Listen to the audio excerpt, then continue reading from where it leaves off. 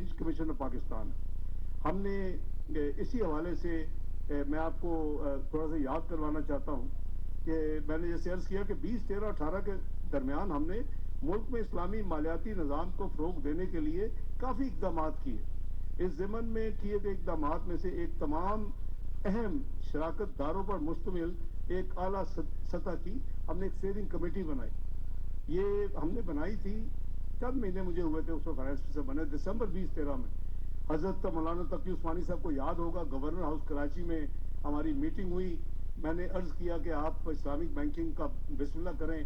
हमने इनकी सरबराही में एक कमेटी नोटिफाइड है, ये मैंने एज फाइनेंस मिनिस्टर नोटिफाई की कमेटी, उसके ऊपर 3 साल काम हुआ और 2016 में उस कमेटी ने अपनी सिफारिशात मुरतब की और उसी के नतीजे में ये जो आप देख रहे हैं, जो मैं अर्ज़ किया, जो मुफ्त में मैंने मिसालें दी, उसी के नतीजे में फिर हज़रत तकी उस्मानी साहब ने फरमाया कि अब आप एक स्टीयरिंग कमेटी, इम्प्लीमेंटेशन कमेटी, जिसका उन्होंने आज जिक्र किया, ये बनाएं। वो मैं इनको अर्ज़ कर रहा था अभी बैठे हुए कि वो भी सितंबर 2016 में हमने नोटिफाई कर दी। मैंने एज फाइनेंस मिनिस्टर उसको अप्रूव किया और मिनिस्ट्री ऑफ फाइनेंस ने, दोनों नोटिफिकेशन पब्लिक रिकॉर्ड में है, अवाम किसी भी वक्त एक्सेस कर सकती है। लेकिन जो 2016 के बाद जो इस मुल्क में अफरा तफरी, डॉन और पनामा के ड्रामे हुए, उस प्रोसेस में वो सारा काम जो है वो स्टैंड स्टिल हो गया। और आज हम जहाँ खड़े हैं, करीबन हम वहीं खड़े थे 2018 में इस्लामिक बैंकिंग के हवाले। वो जो स्टेट जो इम्प्लीमेंटेशन कमेटी थी, जिसको इनके इसरार पे मैं उसका पैटर्न इन चीफ बना, लेकिन मैं चाहता था कि अब आप इसको आगे इम्प्लीमेंट करें। उसमें मैंने गवर्नर स्टेट बैंक को डाला, उसमें मैंने गवर्नर एससीसीपी, चेयरमैन एससीसीपी को डाला, मैंने सेक्रेटरी फाइनेंस को डाला। तो उसमें तमाम जो स्टेक होल्डर्स थे, वो वक्त आ गया था जिसका अभी हज़रत मौलाना तकी उस्मानी साहब ने, कि मैं आपको हज़ारों नुकसानात गिनवा सकता हूँ, लेकिन ये सबसे बड़ा नुकसान है कि अगर वो सिलसिला जारी रहता, जहाँ हम 2018 में पहुँच चुके थे, तो आज शायद हम 40% इस्लामिक बैंकिंग अचीव कर चुके थे पाकिस्तान में।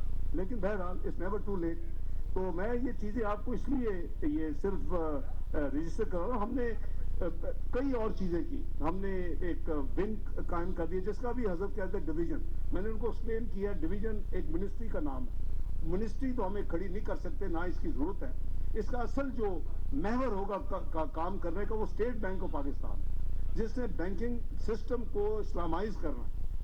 और लेकिन उसकी चीज़ें, जैसे मैं खुद चंद चीज़ें मैंने आपको एडिशनल गिनवाई हैं, म्यूचुअल फंड्स हैं, इंश्योरेंस है, तो उसके लिए इंश्योरेंस जो है अब एससीसीपी के पास है।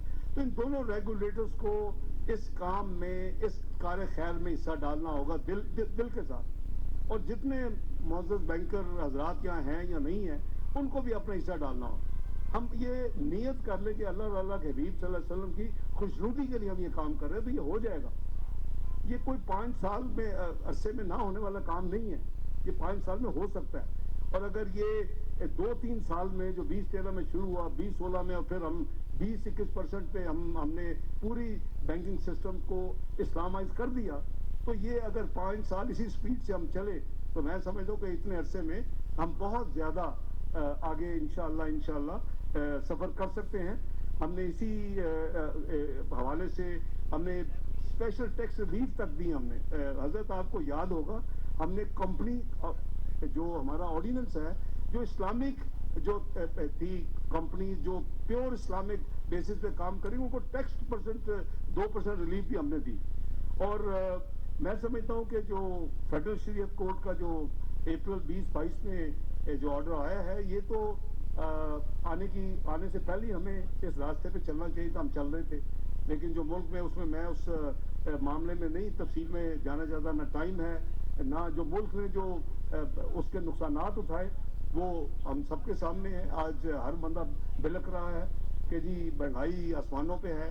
वो मुल्क जो दुनिया की 18वीं मईशत बनने जा रहा था, जिसमें महंगाई का रेट 4% था, जिसमें फूड इन्फ्लेशन 2% थी, जिसमें स्टेट बैंक के रिजर्व $24 बिलियन पे चले गए, और जिसकी स्टॉक मार्केट साउथ एशिया में नंबर 1 थी, जिसकी स्टॉक मार्केट दुनिया में 5वें नंबर पे थी, जिस की ग्रोथ जो है वो 6.1% पे थी, यानी लोएस्ट इन्फ्लेशन, जिसका पॉलिसी रेट 6.5% पे था। ये वो मुल्क था اور پاکستان کو یہ ڈکلیئر کر دیا گیا دنیا کے گلوبل جو ادارہ ہے پرائس واٹر ہاؤس کہ جس طرح پاکستان نے ترقی کی ہے یہ 2030 میں دنیا کی پریمیم کلب G20 جسے کہتے ہیں یہ اس کا ممبر ہوگا, یہ دنیا کی 18ویں بڑی معیشت بن جائے گی. ہم نے جو تجربے کیے اس ملک میں اس کا نتیجہ کیا ہے؟ آپ سب ماشاءاللہ بڑے باعلم ہیں, آپ کو پتا ہوگا آج ہم 46 دنیا کی اکانومک پروجیکٹ ہو رہے ہیں 2034 2035. یہ ہے ہمارا, اگر ہمارا کام تھا کہ ہم مل کے اس 20-30 کے پیریڈ کو کنڈنس کر اس کو شارٹن کر کے ہم اس کو اچیو کرتے 20-26-27 میں ہو سکتا تھا.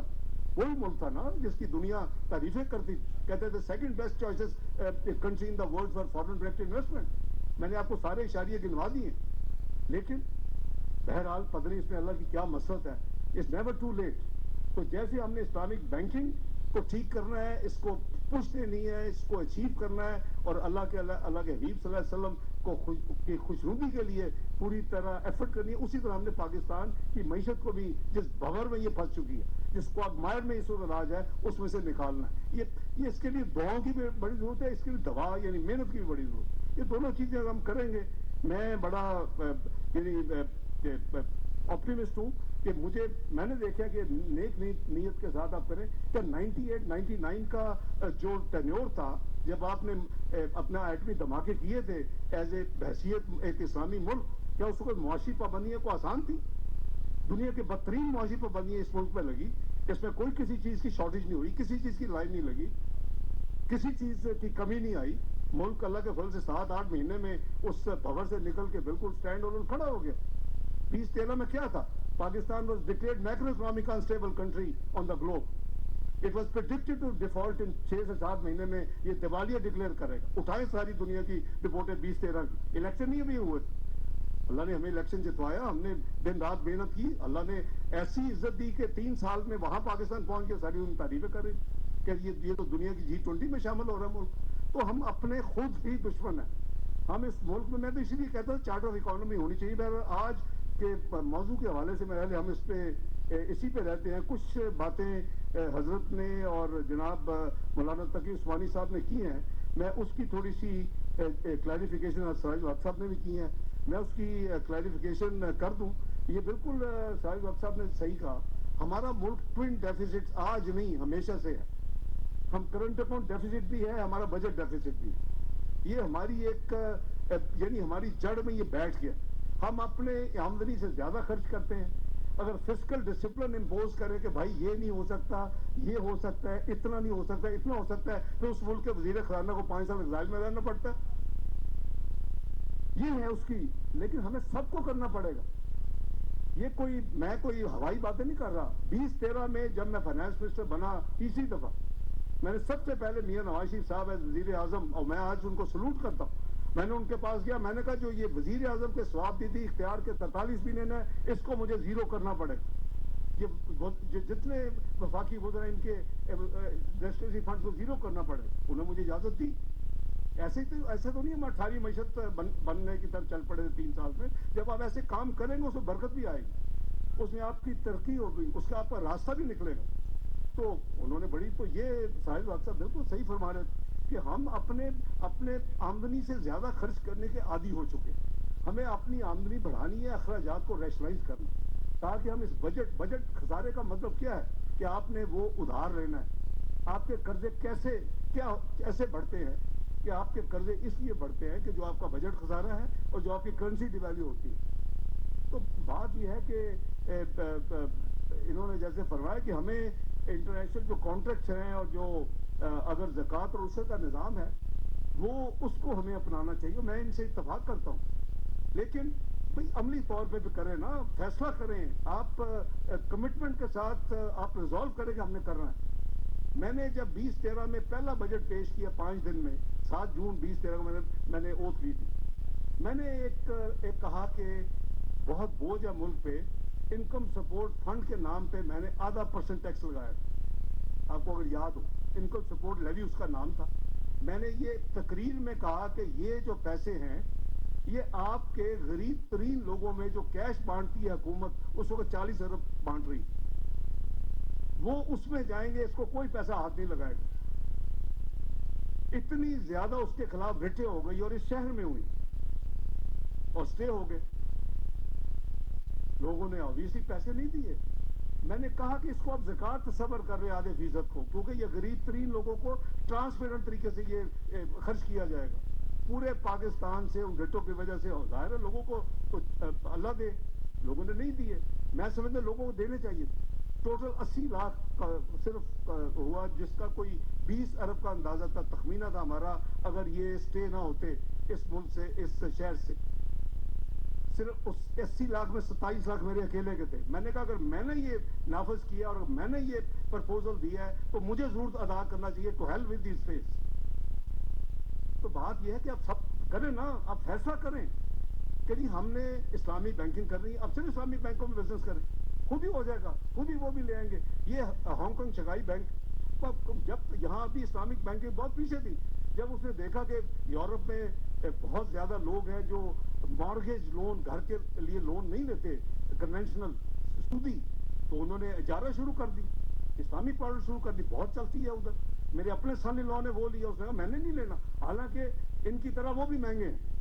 جو آپ یہ اس کو دور کریں, یہ ایک پرابلم ہے. پلیز اسلامک بینکنگ کو آپ کنونشنل بینکنگ سے بہتر کریں, بہتر پرفارم کریں, سستا آپ کریں, یہ ضرور کامیاب ہو. لیکن میں آپ کو یہ عملی مثال دیتا ہوں, کسی نے مجھے چیلنج کرنا ہے تو مجھے چیلنج کر کے دیکھ لیں, میں اس کو سارا ثبوت دے دیتا ہوں. وفاقی وزیر خزانہ اسحاق ڈار تقریب سے خطاب کر رہے ہیں. ان کا کہنا ہے کہ ملک میں سودی نظام کے خاتمے کے لیے پرعزم ہیں. ملک میں 21% بینکاری کا نظام اسلامی طرز پر موجود ہے. شرعی عدالت کے سود کے خاتمے کے فیصلے کا خیر مقدم کرتے ہیں. یہاں پر وقت ہوا ہے اذان عصر کا, یہاں پر لیتے ہیں ایک شارٹ بریک, ہمارے ساتھ رہیے.